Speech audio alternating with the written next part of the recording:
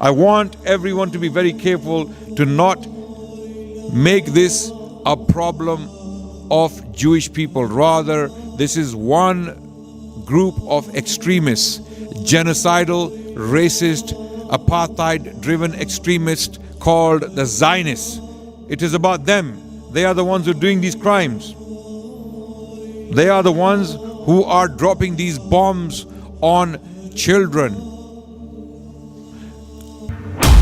Every oppressor, every zalim, every tyrant, every genocidal maniac eventually self-destructs. This is self-infliction before anything else. These people who are bombing children in Gaza, they are killing their souls before they kill a child. They are killing any claim to humanity, any claim to anything decent. They are killing that before they kill a child. When they shoot the rocket, when they send the rocket to a hospital, to a civilian area, they are already dead. These people are dead, spiritually dead. They have no life, they have no mind, they have no brain, they have no moral values. They are finished. And when people become like that, selfish, sadistic animals, when they become like that, they cannot last very long. I can guarantee you that. I'm a student of history. No civilization, no dynasty, no king, no establishment, however powerful it may be, lasted when it started to inflict such oppression on other people. Bismillahir Rahmanir Rahim. Alhamdulillahi Rabbil Alameen. Wassalatu wassalamu ala khatamil anbiya wa sayyidil mursaleen wa ala alihi wa ashabihi al-ghurril mayamin wa man tabi'ahum bi ihsanin ila yawmiddin. Amma ba'd. A'udhu billahi as-samil alim minash shaitanir rajim. Bismillahir Rahmanir Rahim. Wa ma arsalnaka illa rahmatan lil alamin. وقال رسول الله صلى الله عليه وسلم من لا يرحم لا يرحم. Respected brothers and sisters, today I will be addressing the ongoing catastrophe in Palestine, in particular Gaza, where a genocide of the innocent women, children, and men is taking place. This is an unprecedented event that's taking place right in front of our eyes, whereby the whole world is watching and feels powerless to do anything effective to stop the genocide. To the contrary, we have journalists and politicians trying to justify the mass murder of thousands of children in particular and civilians in general. You will find many Western politicians working as apologists for this genocide. Many journalists who have sold out to their Zionist masters are trying to play games using words like legal interpretations to justify the genocide of these children. I can guarantee you, if this was taking place in Ukraine, if these images were coming out of Ukraine, the Western media would be running marathons. And this double standard, this hypocrisy was exposed by the social media, mainstream media, which is in the hands of these people who are justifying the genocide in Palestine. You will never hear the truth from them. When they were dealing with the crisis in Ukraine, rightly so, they were condemning the killings of innocent people in Ukraine, rightly so. When they were talking about Russian aggression against children and women and civilian areas being bombed, rightly so. The same people now are finding it difficult to use the same strong language against the Israeli Zionist aggression. For some reason, they have gone deaf, dumb, and blind. And the world has woken up. You don't need the Muslims to scream and shout in the streets anymore. This global hypocrisy on an industrial scale, on an astronomical magnitude, unprecedented level of hypocrisy and double standards is being exposed for what it is. And I want to clarify from the get-go. Some Zionist propagandists, they try to play this game that this is an anti-Semitic exercise. This is global anti-Semitism. So what they want is, they want the whole world to accept the genocide of innocent Palestinian children, and anyone who criticizes them for their actions, they accuse those people, to shut them up, of anti-Semitism. So let me clarify from the get-go. This is not about the Jewish people. The Jewish people have nothing to do with this. The Jewish people have been coming out in large numbers, like never before. In New York, there was a protest by the Jewish people. They came out in their thousands and they said, "Not in our name. Never again," for everyone, not for the Jewish people only. You know this slogan, "Never again"? This actually refers to the Holocaust. Nazi Germany, they killed millions of Jewish people, civilians, innocent people. They were sent to gas chambers by Hitler and his establishment. And then this slogan came out, "Never again." Absolutely never again. Never again for everyone. Never again for any human being. Never again even for animals. We cannot tolerate the genocide of anyone or anything. Never again for all people. And this is what the Jewish people have been saying in New York lately, in the thousands. So this is not about the Jewish people. I want everyone to be very careful to not make this a problem of Jewish people. Rather, this is one group of extremists, genocidal, racist, apartheid-driven extremists called the Zionists. It is about them. They are the ones who are doing these crimes. They are the ones who are dropping these bombs on children. So make no mistake. How did this all start in the first place? I want to talk about the history very, very quickly. This land called Palestine belongs to all people. It doesn't belong to one group of people. Anyone who claims that is simply mistaken. Because the land of Palestine was inhabited by many different nations, different religions at different times. Even the Israelites came to the land of Palestine from outside. If we are to believe that the Israelites are the children of Ibrahim alayhi salam, then the land that belongs to them is Haran in Turkey. Go and take that land, because that's where the origin is. The father of the Israelites and the Ishmaelites, the father of the Jewish people and the Arabs, who was that? Abraham.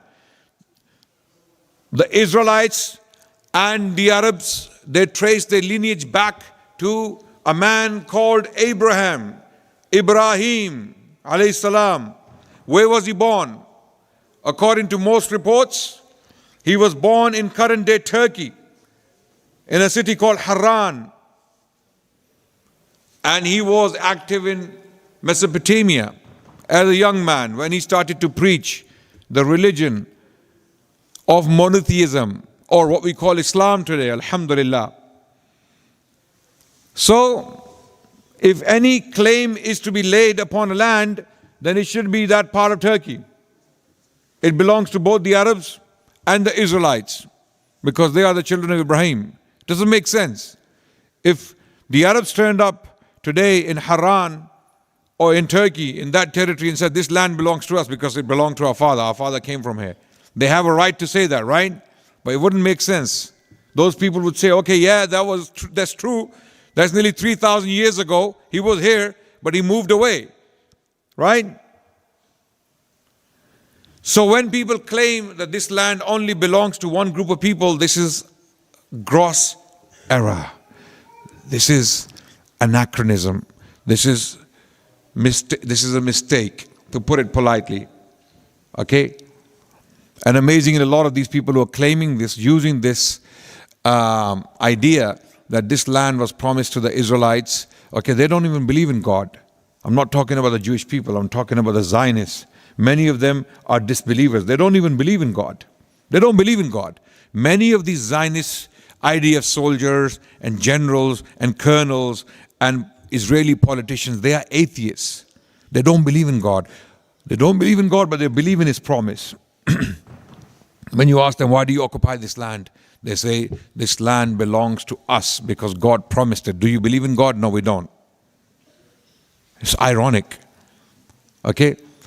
Jewish people lived with the Muslims for over 1,000 years.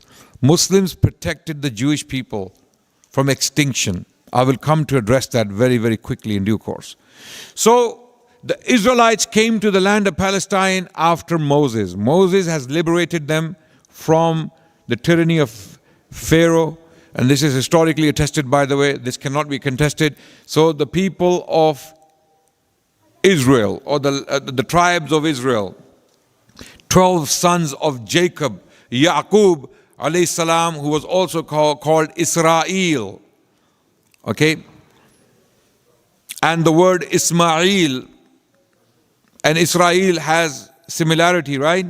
Il is basically Allah. The word Allah is El, Ilaha, in the Hebrew language.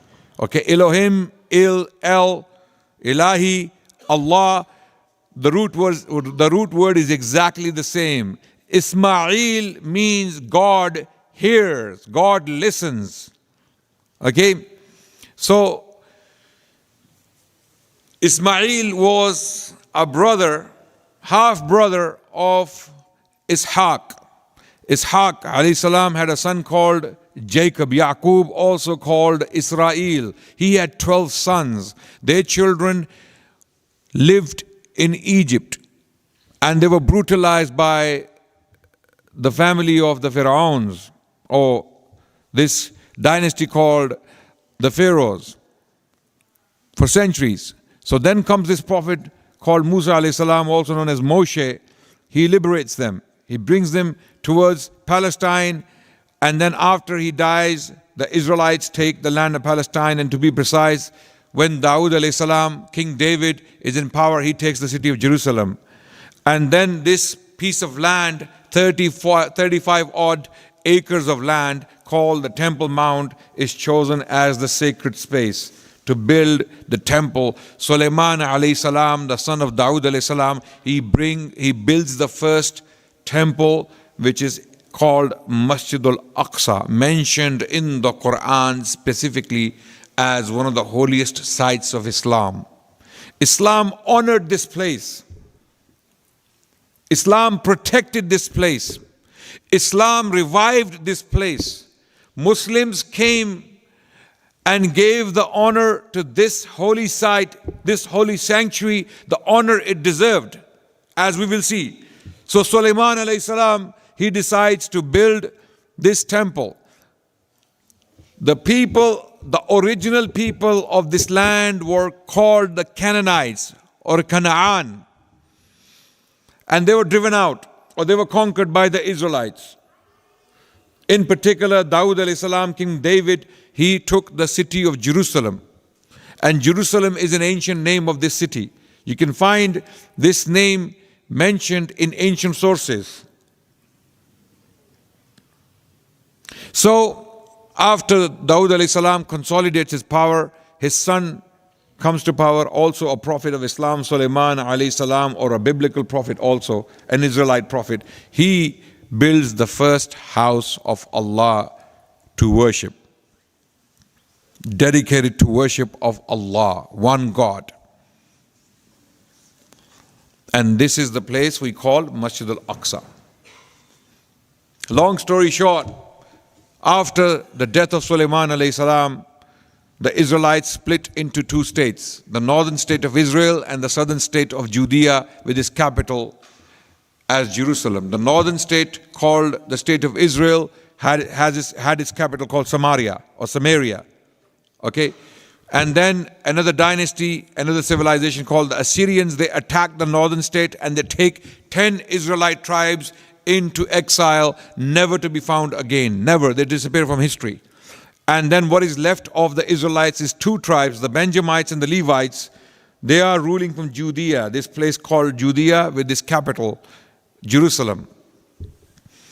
And then comes another catastrophe called the Babylonian exile, when the king of Babylon, Nebuchadnezzar, attacks in 587 BC. He attacks the city of Jerusalem and completely destroys the temple built by Sulaiman alayhi salam. So the temple of Solomon, Masjid al-Aqsa, was completely demolished, razed to the ground by the king of Babylon, the Iraqi king at the time. His name was Nebuchadnezzar, Bukhtanasar. Then another dynasty, a Persian dynasty called the Achaemenids, they defeat the Babylonians and take this land of Babylon. So one of the kings called Cyrus the Great, he allows the Israelites to come back to the land of Palestine to rebuild the temple. This happens in 537 BC, before Christ. They come back and they build the temple again for the second time. So the temple of Solomon is resurrected again, the second time. Okay? And then follows the Greek period soon after. Alexander the Great comes, he takes this land, and then the Israelites become Hellenized. Hellenized means they start to adopt Hellenic culture, Greek culture. So they tried to Hellenize Judaism, or whatever the religion of Israelites was at that time, because the religion of Israelites has not survived in its purest form, as we know from the Tanakh or the biblical text. It's not pure. We don't have the actual writings of the prophets as they had left them behind, because we don't even know what language Moses spoke. Musa alayhi salam, he received revelation, water please. He received revelation in his language. If you ask a Jewish rabbi today, a scholar of Judaism, what language Moses spoke, they have no idea. No one knows what language Moses spoke. So where are those teachings of Moses? What language did he receive the Torah in? They don't know. So what we possess today is basically translations made from the originals of Musa alayhi salam that were lost a long time ago. So what we have are the remnants of the messages of Israelite prophets. Effectively, Muslim prophets. These prophets were sent by Allah subhanahu wa ta'ala. They were all Muslims. They worshipped the same way. They had the same message. The message was what? La ilaha illallah. Hear, O Israel, the Lord, our God is one Lord. This was the message of all Israelite prophets. And if you look at their worship, how they prayed falling in sajda. If you go to the worship of Ibrahim alayhi salam, Musa, Harun, Dawood, Sulaiman, and Daniel later on, and then Isa alayhi salam, consistently, one message. Hear, O Israel, the Lord, our God is one Lord. And how do you worship that Lord? Falling on the ground on your face. For example, the Gospel of Matthew, chapter 26, verse 39, we are told that Jesus goes into the Garden of Gethsemane and he falls on his face to pray to God. How do you fall on your face? How do you fall on your face to pray to God? Sajda, prostration, what the Muslims do today. So we are actually following the purest form of the religion those prophets brought. And the Quran came as a muhaymin, as a protector, as a guardian over the messages that came with the Israelite prophets and were altered. So those Israelites who were influenced by the Greek culture, they tried to Hellenize Judaism or whatever the Israelite religion was. And then there was a revolt called the Revolt of Maccabees.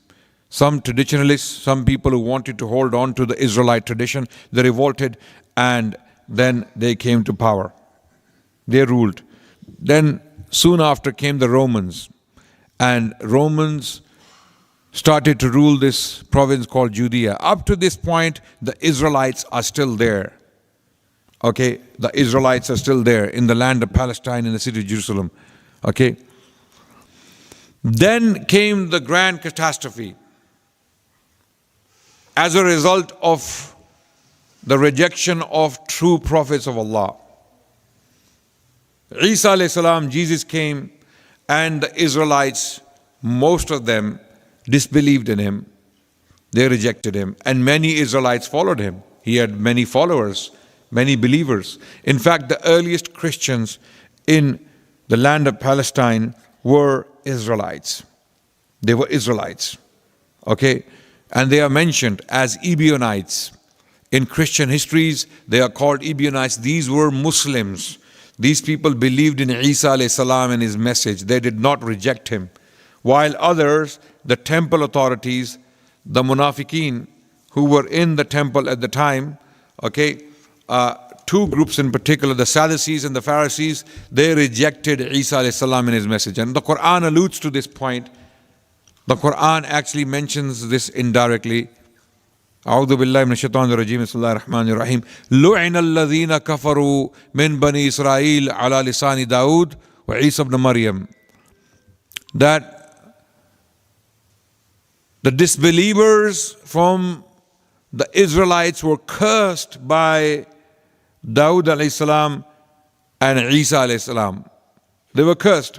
Which disbelievers? Those who rejected these prophets and the teachings. And Isa alayhi salam came to warn these temple authorities that do not be hypocrites. Follow Allah. Many followed him. Many believers, many Israelite believers, they believed in him. And they recognized him as a true prophet of Allah. Others did not. And then Isa alayhi salam warned them that a catastrophe will strike you. If you don't follow, if you don't obey Allah, a catastrophe will strike. And what happens? Soon after, 70 CE, Romans come hard on the Israelites in the land of Palestine, and they decimate them. They destroy the temple, never to be built again, only to be built by Muslims later on. In 70 CE, the Romans, a general called Titus, who became an emperor later on, he destroys the temple. Then whatever remains of the Israelites in the city of Jerusalem, in the land of Palestine, okay, they revolt again. In 132 CE, they revolt again, and this time they were banished once and for all, never to return to the land of Palestine. Then starts diaspora, the Jewish Israelite diaspora. Okay, the Jewish people were banished from the land of Palestine on pain of death. If any Jew was found during the Roman period in Palestine, he would be killed on the spot. This was the decree of the then emperor of Rome called Hadrian. You know about the Hadrian's Wall? Hadrian's Wall in Britain, it goes through the city of Newcastle, and it stretches from coast to coast, northern Britain. This was a wall built by Emperor Hadrian. He ruled as his territory as far as Britain. He was a very powerful emperor. In his time, the Israelites revolted again in Palestine under a messianic figure called Bar Kokhba. The revolt of Bar Kokhba, it was crushed severely by the Romans, and the Israelites were killed and were banished, exiled forever. And the city was leveled. The city of Jerusalem was razed to the ground, and it was renamed as Elia or Elia, after the name of the emperor Elias Hadrianus, Emperor Hadrian. And then the Jewish people or the Israelites were not able to come back to the land of Palestine and live in peace. They were not allowed to come back. First by the Romans, and later when the Romans came to Christianity, when they accepted Christianity. Now when Romans became Christianity, things turned even more sour for the Israelites. You know why? Because the four Gospels accuse the Israelites, the Jewish people, of killing Jesus Christ. And who is Jesus Christ to Christians? God. So the Jewish people had this stigma attached to them for centuries to come, that these are the people who killed God. And the people, the Israelites, the Jewish people, were persecuted throughout Christendom or throughout Christian history. Subsequently, they only survived because some Christian authors and church fathers wrote that they are to be left alone as witnesses to the truth of the Lord. They are the carriers of the Old Testament that has prophecies about Jesus Christ our Lord. So if you kill them off, we have no one to refer to as the witnesses to testify to the truth of Jesus Christ our Lord. This was the idea. So when Christians came to power through the Romans, when the Roman emperors started to accept Christianity, starting from Constantine the Great, and then thenceforth almost every single Roman emperor was a Christian. And later on they became staunch Trinitarians. They adopted the Catholic creed. They started to force everyone to accept that creed. So the Jewish people were not allowed to return to the land of Palestine on pain of death. They were not allowed. Okay, they tried many times coming back, but they were not allowed. So what happens? The Muslims come. They take the land of Palestine. During the reign of Umar bin Khattab radiallahu anh, okay, this is the first time the Jewish people are allowed to return to the land of Palestine. And they will live in this land in peace, in harmony with Muslims for the next 1,300 years. This is where the story begins. This is where the Zionist propaganda is put to rest. Okay? When they say that, you know what, we need a state to protect ourselves. We are a persecuted minority. We have suffered. We were brutalized. Yes, you were brutalized. Yes, not by Muslims. Not by Muslims. By Europeans. By Christians. They brutalized the Jewish people. They persecuted the Jewish people for almost 1,000 years. And where did the Jewish people survive is the question. With the Muslims.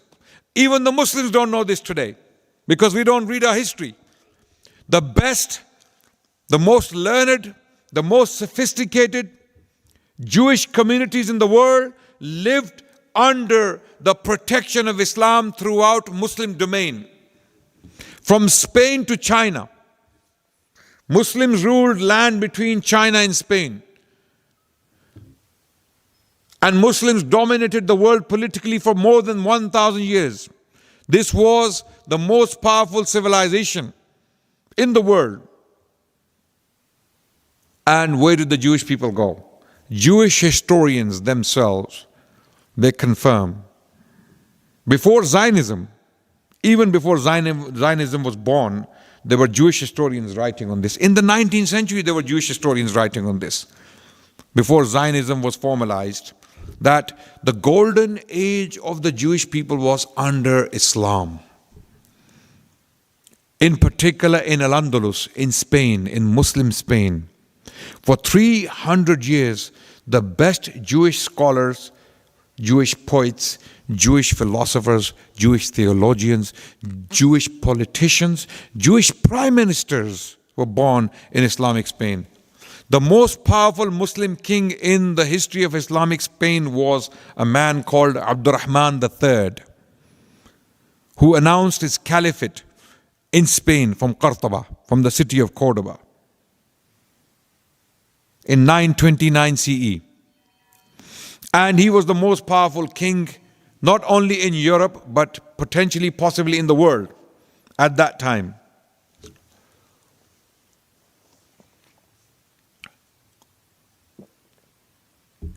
His prime minister was a Jewish man called Hasdai ibn Shaprut. Hasdai ibn Shaprut. was his prime minister in Spain.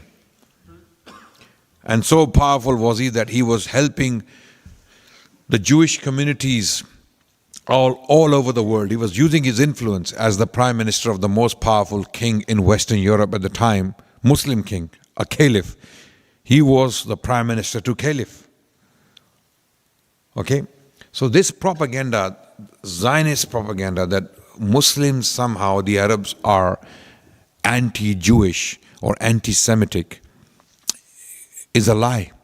When you look at the history of Islam and the Muslim civilization, you will not find anti-Semitism or anti-Jewish policy. If the Muslims wanted to commit a genocide against the Jewish people, there would be no Jew alive in the world today. I can tell you that. Because the Jewish people could not live in Europe. They could not live in Europe. Europeans did not allow them to live with them. Europeans often committed mass murder against the Jewish communities of Germany, of France, and of Britain. The Jewish people were persecuted in Britain, in England. Okay, English kings repeatedly brutalized the Jewish community. In fact, the Third Crusade, when Richard the Lionheart was leaving for crusade for the Middle East, the crusade started with the Jewish people, the Jewish community of Britain. Then when the first crusade was happening, when many crusaders were leaving Europe for the Middle East, for Palestine, on their way to Palestine, they destroyed the German Jewish community on the way. And when they took the city of Jerusalem, the Crusaders in 1099 CE, even after that, Edward I, one of the most powerful English kings, who is buried in Westminster Abbey, who is buried in London, Westminster Abbey. If you go inside the Abbey, you will see his tomb. It is written on his tomb, the hammer of the Scots, the hammer of the Scots, because he hammered the Scots. Edward the Longshank, who is basically depicted in Mel Gibson's famous movie, Braveheart. Very cruel king, English king. He banished the Jewish people from Britain. He took their money from them because he needed money to build his Welsh castles, and he drove out the Jewish. I can give you examples upon examples. Where did these Jewish people go when they were banished? They came to the Muslims. First to Al-Andalus. When Al-Andalus fell to Catholics, the Jewish people, they were given two choices. You convert or you die. Okay? Very few escaped to Ottoman territories, and they became the most powerful Jewish community in the world under the Ottomans. The Ottomans have written, there are Ottoman historians who have written about this, how prosperous the Jewish communities of Istanbul or Constantinople or Constantinople, and later on Istanbul and then Istanbul, how the Jewish communities lived in not only Istanbul but also in Jerusalem. The best, the most prosperous Jewish community in the world, okay, they were during the Ottoman period living in Jerusalem freely. This is a topic in itself, how the Muslim civilization treated the Jewish people. So there is no evidence when the Zionists claim that this is an existential threat for them. It's like criminals, thieves, when they're about to steal something from someone, they start to tarnish the name of the victim. They start to tarnish the victim. That we're going to steal from them, and when we steal from them, they're going to make noise. They're going to make noise. So before they make noise, start to accuse them of something stupid. This is the game that's being played. Yes, the Jewish people were brutalized. Yes, absolutely, they were brutalized by Christendom, by Europeans, by the West. They suffered severely, and they found refuge with the Muslim lands. So when the Muslims came in, when Umar bin Khattab radiallahu anh took the city of Jerusalem from the Byzantines, from the Romans, the Jewish people were allowed to come back to the land of Palestine for the first time after an absence of 500 years. 500 years the Jewish people could not live in the land of Palestine. And then after that, the Jewish people lived in the land of Palestine and other parts of the Muslim world as, citizens of the Islamic world. They lived in peace and harmony. They flourished. There are so many testimonies from different places at different times that this requires a lecture in itself. From Morocco to Egypt, to Libya, to Tunisia, to Algeria, to Yemen, to Syria, to Iraq, as far as India, Jewish people lived under the protection of Islam and Muslims. The best and the oldest Jewish community in the world was in Iraq as late as 1930s. 1930s. This Jewish community is the oldest, the purest Jewish community anywhere in the world. And they were there since the Babylonian exile that took place in the 6th century BC. Before Christ, the Jewish people, the Israelites, were taken by the Babylonian king to the land of Iraq, and they remained there even during the Muslim period. And this became, the Jewish Academy of Baghdad became the best Jewish academy, Darul Ifta of the Israelites from all around the world. When the Jewish people needed rulings from rabbis, who would they appeal to? They would appeal to the sages of Baghdad or the sages of Babylon. The rabbis in Babylon, in Baghdad, in Iraq, during the Muslim period. How did that happen? What changed in 1930s? What changed is when European Jewish communities were persecuted by Europeans. Many Jewish activists, bankers, politicians, intellectuals were disturbed by anti-Semitism in Europe. What happened in Germany didn't happen in a vacuum. There was a process. Every genocide has a process. Every genocide doesn't just happen. When you study any genocide in human history, you will see that there was a process behind that genocide. What people are saying about India now, the Muslims of India are facing the prospect of a genocide. And many genocide experts are warning people who studied the Rwandese genocide that took place in 1994, whereby 1 million people were killed in Rwanda. 2 Rwandese tribes fought each other, the Hutus and the Tutsis. 1 million people were killed in 100 days. In 100 days. That's approximately 10,000 people every day. In 1994.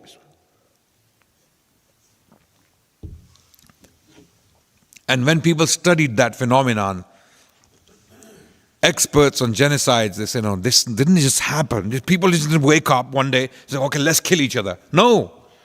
There was a hate campaign that was going on for a very long time. This hatred boiled to such a level that the volcano erupted in 1994. Just like that, what's happening in India with Muslims today, many genocide experts are warning that there are stages of this process. Many stages have been passed already, and we are very close to a real prospect of a genocide in India against the Muslim people because of the hatred between the Hindus and the Muslims. And this hatred is being pumped by the current BJP government in India. They are specifically instigating for a genocide. So, this genocide that took place in Germany against the Jewish people, it has a background.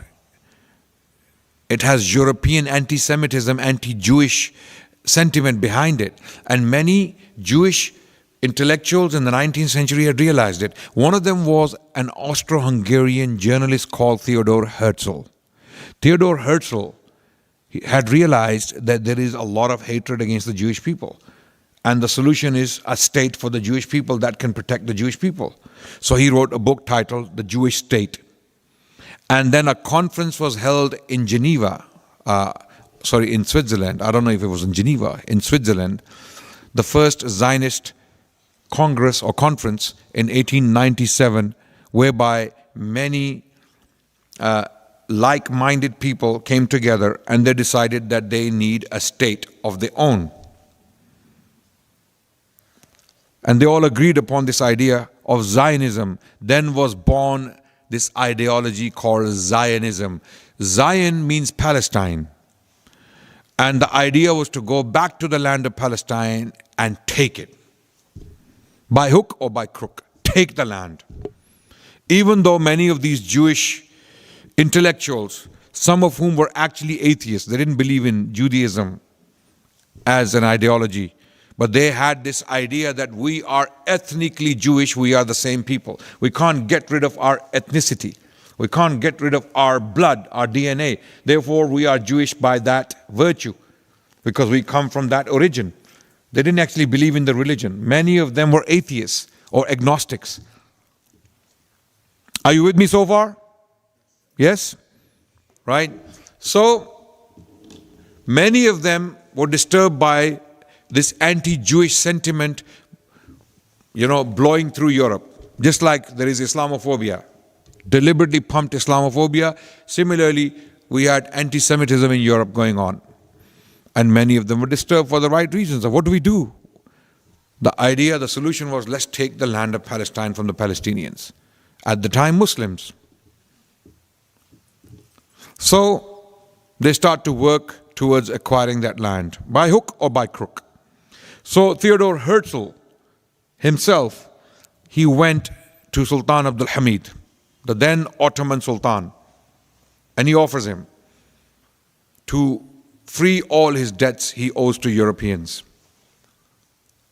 The debt he owed to Europeans, we will pay off the debt. Just give us the land of Palestine. Sultan Abdul Hamid refused flatly. This is, by the way, recorded history. This is from the memoirs of Theodor Herzl himself. This is from his memoirs. Okay? Sultan Abdul Hamid refused. There was no real prospect of that. Then comes the First World War. And in this World War, the British managed to take the land of Palestine. Why? How? Long story. What was the Zionist connection in this? A very good question. A very good question. Okay? So again, this is where this group of extremists, this group of people called the Zionists, separate from the Jewish people. Jewish rabbis, Orthodox Jews, they don't believe in this. They did not favor this theory of a state, because they believe that a state can only be established when the Messiah comes. They are waiting for a Messiah. The Jewish people, the Orthodox Jewish rabbis, if you speak to an Orthodox Jewish rabbi, they will say that this is, the state of Israel is basically anti-Jewish. It goes against basic Jewish ideas or ideals. This is not Jewish. It's not a Jewish enterprise.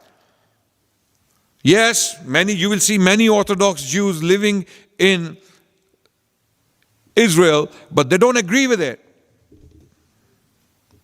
And we have seen them lately in all these marches and protests, giving interviews that this is not in our name. What's happening here, we have nothing to do with it. So this is where this separation between Orthodox Jewish communities, Orthodox rabbis or Orthodox Jewish religion and Zionism takes place.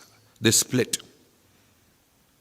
Zionists basically are a group of people who favor this idea of snatching, literally stealing away the land of Palestine by hook or by crook from the Palestinians. This is what the idea constituted. This was their modus operandi. This is what they wanted to do. And they made it happen. So this group became very active politically. So active that in 1917, when General Allenby, a British colonial general, took the land of Palestine and the city of Jerusalem in 1917, the then Foreign Secretary of Britain, called Arthur Balfour, for some reason promises the land of Palestine to the Zionist community, not the Jewish community, to the Zionists, Then the leader of the Zionists in Britain was Lord Rothschild. He writes this letter to Lord Rothschild and promises him that the land of Palestine will be given to you. This is not even now secret history anymore. This is not a conspiracy theory. Okay? There is an elderly Rothschild alive today. His name is Jacob Rothschild. He was interviewed lately. And he boasted about it. Yes, it was my great uncle who was given the land of Palestine by Arthur Balfour. Why? What caused him to do that? Very good questions. I am sure the reasons are not very different to why Rishi Sunak today, the British Prime Minister, is singing one song: Israel has the right to defend itself. There are kids dying, there are children. Israel has the right to defend itself. There are women dying, hospitals are being bombed, all international laws have been broken. This is war crime. Israel has the right to defend itself. This song, Israel has a right to defend itself, Israel has a right to defend itself, Israel has a right to defend itself. Every single Western leader is singing the same song. Same song. Despite the fact when you show them the pictures of children being ripped apart, hospitals being bombed, densely populated areas are being bombed by heavy technological destructive weapons, Israel has a right. Okay, what does that mean? What does that mean? What does that statement mean? That they can go and kill children? They can commit a genocide? How many more people?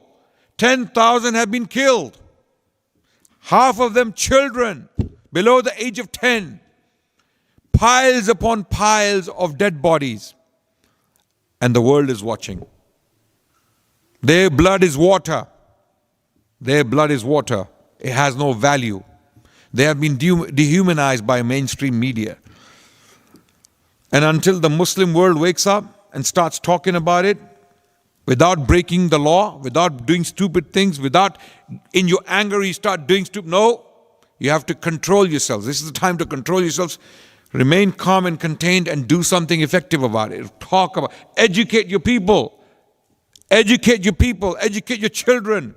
Talk about the fadail of Al-Quds. Teach them about the value of Al-Quds. Masjid Al-Aqsa, which is mentioned in the Quran. Why is it holy for us? Why are these people, these children and women dying? For what? For what cause are they giving their lives? What is causing them to die and have a smile on their face? So teach them, educate your children, your youngsters. Go around the world and teach them the value. And you know what? Change will come from here, from the West. Change will come from here. You want to do something? Stop breaking the law. Understand the law. Because your enemies are using the law against you. We get angry. We start saying things. We start doing things that do not help us. That do not help us. We have to be very, very careful. We have to be very, very intelligent. We have to look at the law, understand it, and then understand what our freedoms are. What can we do? And go accordingly. This is where the solution will come from. The solution will come from here. There are 3 million Muslims in Britain. There are millions of Muslims in the Western world. If we organize ourselves, if we educate our children enough, if we get involved in politics, if we start launching independent media platforms, okay, social media is very powerful. Mainstream media is crying tears of blood. They can't do anything now. They can't change the public opinion because pictures are coming out. Videos are coming out. Shredded bodies of kids and children and infants are coming out. And people have conscience. The awareness that there is in the world today has never been like this before. Back in the day, it was only the BBC, Sky News and CNN giving you what's happening. No more, no longer. Everyone has this device in their hands and they're getting all the latest news on it. You can't hide facts from people anymore. So it's changing minds. So we need to educate ourselves and do things in an educated way. We have to understand that by sitting idle, not raising our voice, not raising our concern, not being active is not a solution anymore. You can't be selfish. You can't be going about your business, your shop, your taxi, your restaurant, your houses, your mortgages. Is this what life is about? No. No. Do what you can in your power. You know your capacity. But these are the areas to invest in: education, journalism, independent media outlets, political activism. Use your influence, exert your influence, and you will see the change. You will see people start changing, inshallah. Okay?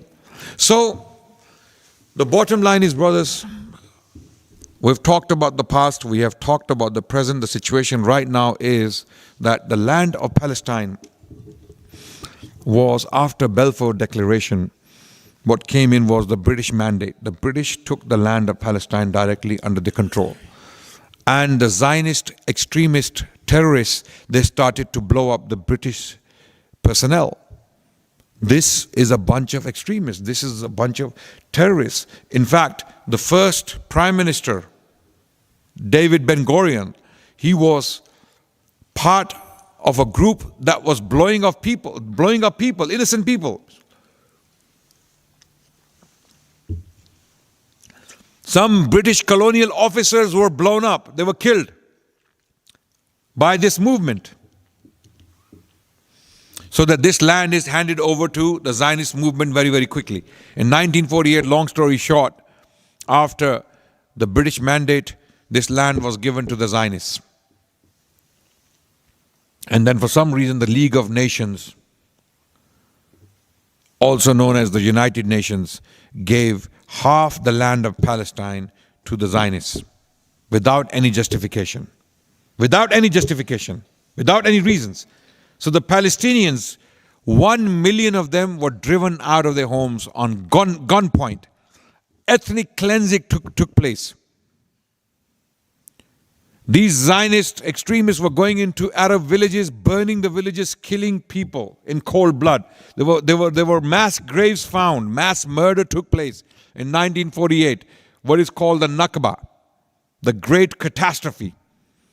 And since then, it hasn't stopped. Inch by inch, brick by brick, foot by foot, neighborhood by neighborhood, house by house, the Zionist movement is confiscating territory from the Palestinians by force. If you look at the map of Palestine starting from 1948 up to this point, you will see it shrinking. So the Palestinian people are being forced into small spaces like Gaza, the most densely populated area in the world, the largest concentration camp in the 21st century. Lo and behold, welcome to the civilized world. Welcome to the world of the civilized people. People who talk about equality, justice, rule of law. All of these Western politicians, these hypocrites, always talking about the rule of law, equality, justice, rule of law. Yes? Right under their supervision, the largest concentration camp in the world is operating, and now it's being bombed into pieces right under their supervision.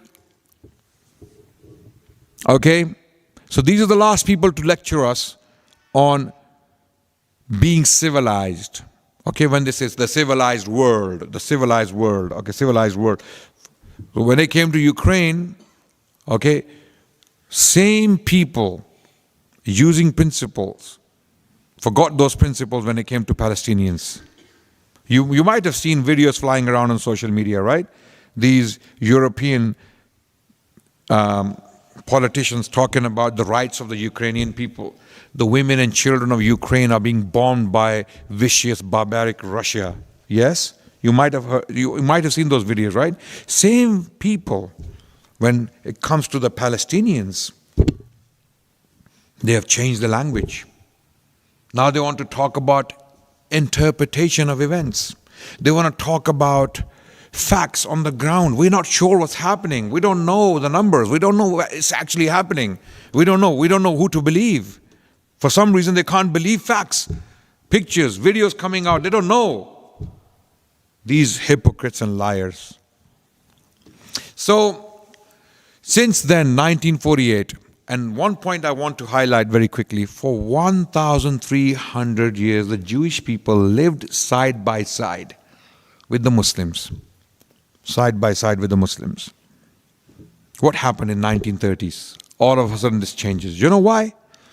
Because the state of Israel was created, and now those actions of the Zionists were making it very difficult for the Jewish people living in Muslim lands to feel safe anymore. So they were forced to move to the state of Israel. Many of them had businesses. They had family, relations with Muslims. They had good things going with the Muslims, from Morocco all the way to India. Large Jewish communities in places like Morocco, Libya, Egypt, Yemen. All of them, they started to move to Israel. You know why? Because they wanted to move to Israel. Because it became so difficult because of the atrocities being committed by the Zionist movement in Palestine. They were forced to move, and they were actually bullied to move to Israel. And today, many of them, their children, are speaking up. Not every Israeli citizen is in favor of what the government is doing. This government consists of a bunch of racist, genocidal maniacs who are a bunch of fools, to put it in simple terms. How can you do this and expect the world to accept this? How can you shred children? How can you put them in a grinder? It's like throwing a child into a washing machine. Can you imagine that?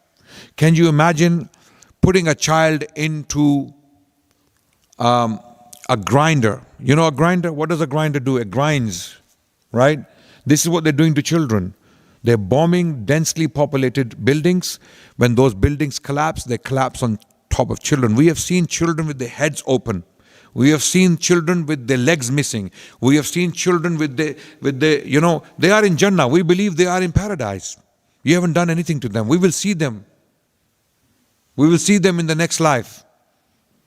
Inshallah. These children will take their parents to paradise. Okay? But what are you showing the world? What kind of fools are you that you will commit atrocities like this and you will think the world will accept it? You will gain more points. You will last. Finally, I want to say, what is the future? What is the future? We know the situation today, what's happening right now. Okay? And we want to clarify that we do not agree with anyone killing any civilians. We don't kill. Islam is plainly, flatly against that. This is not about the conflict between two military groups. This is not about that. This is about the people and their rights. What about the people, the civilians, the children and women? What about them?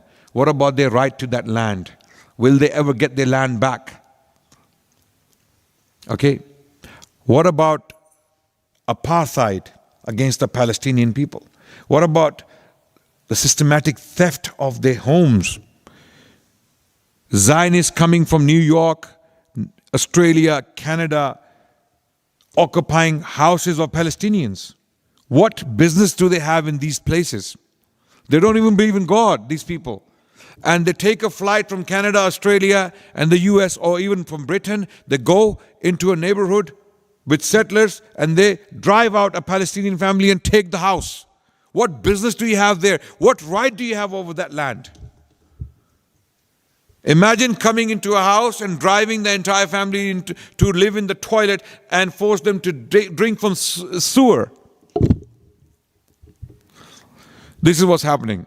That's the situation right now. And it cannot go on for long. Believe me. Okay.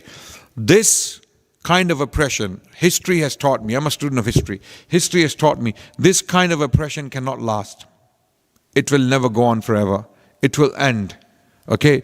Every oppressor, every zalim, every tyrant, every genocidal maniac eventually self-destructs. This is self-infliction before anything else. These people who are bombing children in Gaza, they are killing their souls before they kill a child. They are killing any claim to humanity, any claim to anything decent. They are killing that before they kill a child. When they shoot the rocket, when they send the rocket to a hospital, to a civilian area, they are already dead. These people are dead, spiritually dead. They have no life, they have no mind, they have no brain, they have no moral values. They are finished. And when people become like that, selfish, sadistic animals, when they become like that, they cannot last very long. I can guarantee you that. I'm a student of history.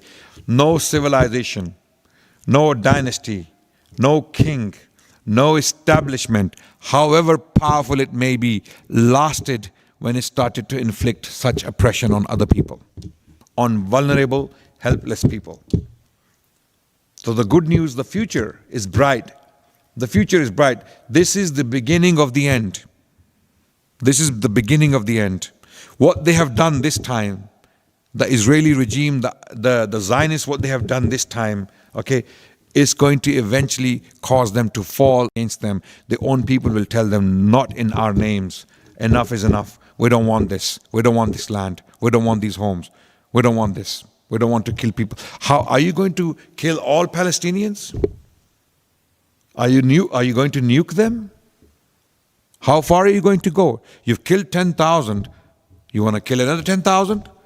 Another 10,000, 30,000, 40,000, 50,000, 100,000? You're still not going to be done.